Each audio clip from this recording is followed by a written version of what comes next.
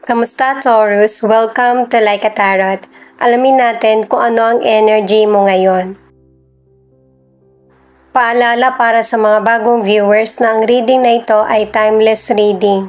General reading, ano man ang edad mo or gender mo, kunin mo lang kung ano yung akma sa sitwasyon mo. At saka ikaw na rin magpalit kung si person mo ba ito or ikaw.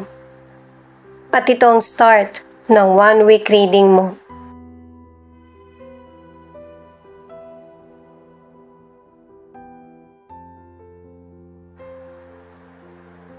Ang unang message para sa mga Taurus ay enjoyment.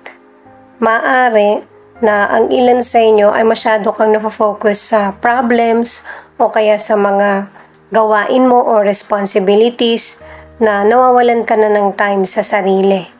Mas maigi na i-enjoy mo pa rin yung buhay mo. Yung magkaroon ka ng panahon para makapagpahinga. Itong card naman na ito ay iwasan na i-control yung situation or sobrang mag-focus.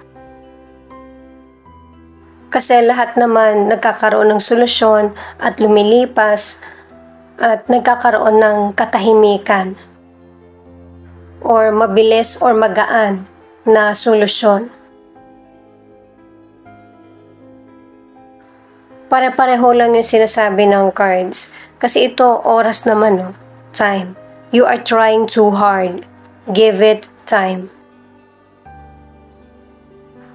Maigi talaga na maghintay para hindi mauuwi sa biglaan yung decision mo o kaya judgment sa bagay na kinakaharap. Maigi talaga yung magkaroon ng patience para magkaroon ng improvement yung decisions mo at maresolbahan ng yung bang natural. Gamit naman ng tarot cards, alamin natin kung ano yung energy. Kasi itong mga naunang cards ay message sa iyo. Lalo na sa may mga kinakaharap na mahirap na sitwasyon.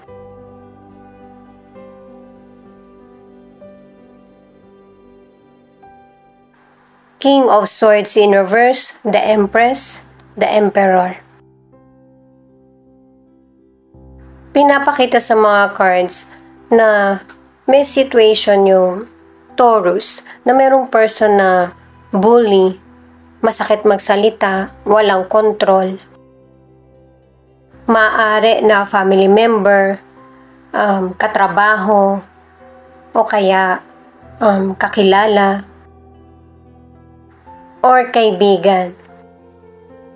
Kasi pinapakita sa cards na merong health issue itong person na ito. At saka, nananakit din. Merong issue yung person na naapektuhan na yung kaisipan niya.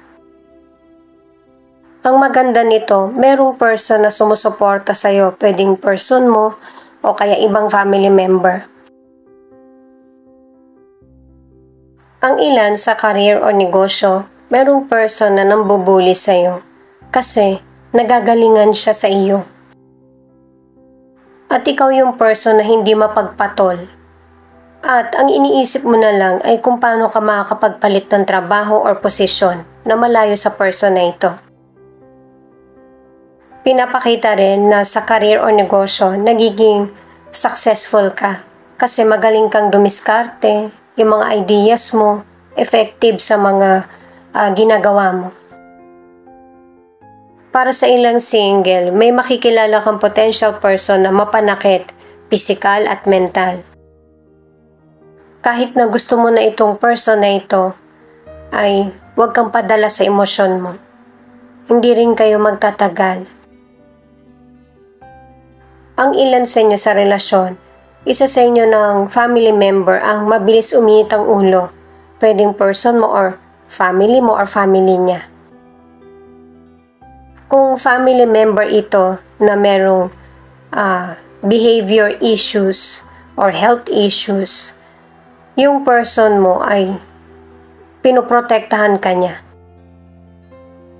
Nagwo-worry siya sa iyo kung kaya mo pa bang alagaan o kaya tingnan yung person or makasama. Kahit busy yung person mo, iniisip niya yung kaligtasan mo. The High Priestess, 7 of Cups, 6 of Pentacles. May mga chances or opportunities na dumarating sa iyo. Pero kapag inaksyonan mo to, kailangan gagamitin mo yung kutob mo. Para kahit marami ka mang pagpilian, ay hindi ka malilito kung ano yung kailangan mo. Kasi yung mga darating na opportunity sa iyo, maliit man ito or malaki, ito yung tutupad sa pangarap mo at saka mga posibilidad. At saka pinapakita sa cards na may ilang Taurus na may sumusuporta sa iyo financially. Pinag-iingat ka rin ng mga cards na huwag masyadong i-display sa social media or kinukwento kung ano yung mga magandang nangyayari sa'yo sa karir mo, sa negosyo or money. May mag-aalok sa'yo ng investment or meron kang makikita na iisipin nung tao. Aakalain na maganda yung estado mo sa buhay kaya kahit hindi kumita yung investment mo ay okay lang. Kaya o-offeran ka ng kahit ano.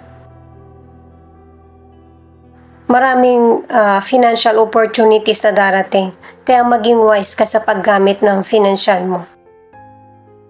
Mag-commit ka sa situation na alam mong magtatagal.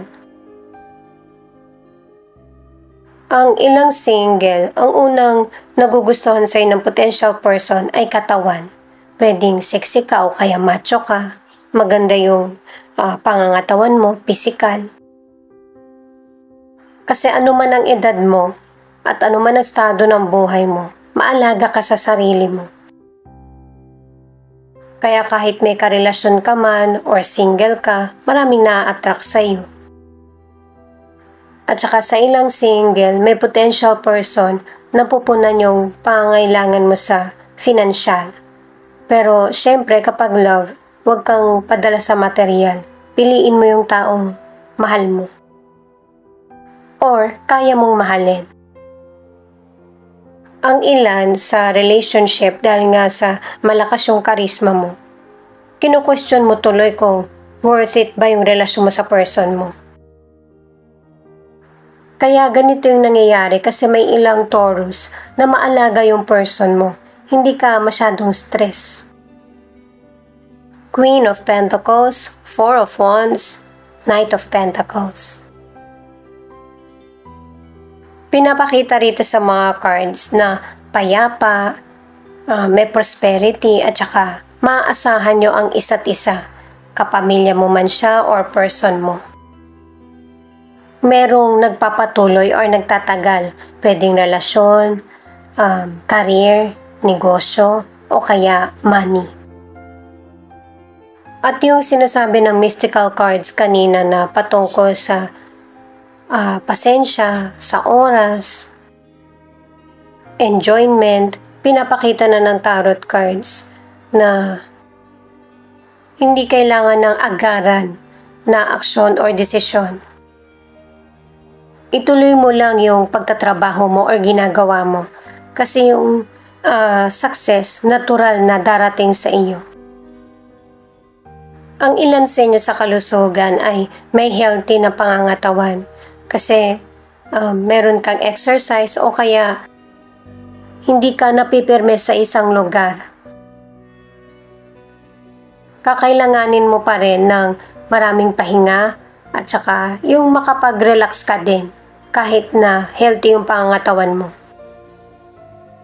Ang ilan maaring magkaroon na kayo ng baby ng person mo. Ang iba naman ay naibalik yung dating sigla ng katawan mo pagkatapos ng pagkakasakit. Dalawang cards na ang nagsasabi niyan.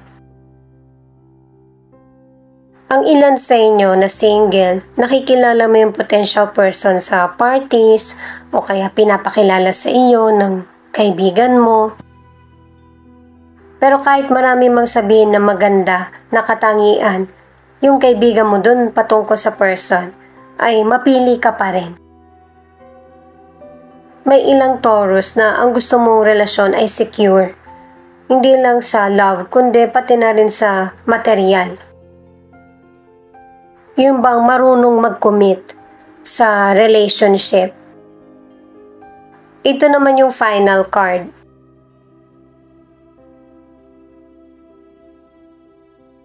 Itong card na ito na the Death ay positive. Kasi ibig sabihin, meron ng mga ending or matatapos na situation na kailangan mong i-apply sa buhay mo. Hindi mo to pwedeng i-skip kasi makakatulong at makakabuti ito sa iyo. Kung meron mang dumating na sitwasyon sa buhay mo na kailangan ng tapusin, magpatuloy ka lang sa kung ano yung nagiging daloy kasi nasa tamang direksyon ka. At magpasalamat na patuloy kang ginaguide ng may kapal at ng spirit guide mo. Ang ilan sa inyo sa relationship, sa umpisa at kahit dito sa huling cards, pinapakita na matatag ang relasyon nyo. Kahit na may iba't ibang problem sa financial, o kaya sa oras. At saka ang ilan sa inyo, yung nanggaling ka sa pamilya na masaya, kaya ito rin yung gusto mong gawin sa family mo. Magaling ka rin mag-alaga sa person mo at ganun din ang person mo sa iyo. Yung bang kahit hindi kayo magkasama, nandun ka sa isip niya at puso, yung concern niya. At saka sa simula pa lang ng cards, yung person mo ay seryoso sa relasyon, sa karir niya o kaya sa negosyo. Pareho niyong nasa isip yung kaunlaran at saka kasiyahan sa paligid. Ito naman yung feelings ng person mo na pwede rin ipakita kung ano yung feelings mo kasi connected kayo sa isa't isa. Ikaw at ang person mo, yung bang sandigan nyo yung isa't isa kapag ka nagkakaroon ng problema, pero may mga panahon din na nagkakabangayan kayo, pero hanggang dun lang yun. Hindi siya lumalala or hindi nagiging issue sa inyo. At katulad ng sinabi sa ibang cards, kailangan talaga ng pahinga. Yung palayain mo naman yung sarili mo sa mga iniisip o gumugulo sa isip o responsibilidad. Hindi yan paglimot kundi pahinga. Hindi naman lahat tayo perfect na natatanggap agad natin kung ano yung mga nagiging worries or problems sa relasyon, pero kung meron mang trauma or nasabi yung person, kailangan itong i-let go para hindi makagulo sa relasyon nyo. Ito kasi yung mangyayari, yung mga sitwasyon na hindi naman totoo, yung bang naiisip na tuloy na baka ganito, baka ganyan, na kailangan magkaroon ng understanding kung ano yung totoong nangyayari sa realidad, kung ano yung pinapakita ng person mo.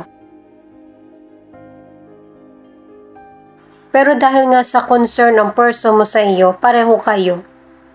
Yung issue sa relationship nyo, hindi naman nagtatagal. Nagpapatuloy pa rin yung balanse sa emosyon at sa relationship nyo.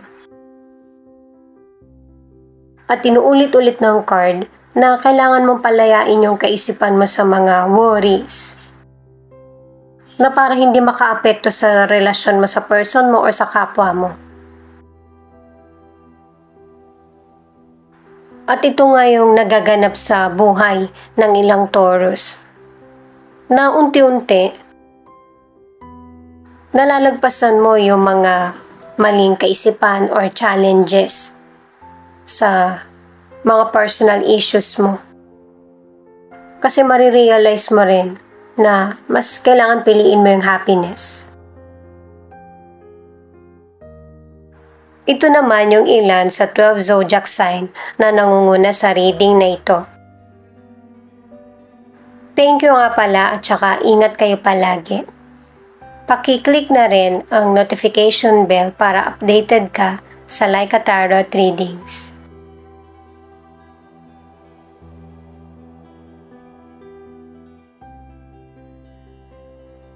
Aquarius, Leo, Gemini, Scorpio, Capricorn, Taurus. Ito naman yung ilan sa letra na posibleng andito yung letra ng pangalan ng person mo o letra ng pangalan mo. V, L, S, Z, B, T, F, E, H, K.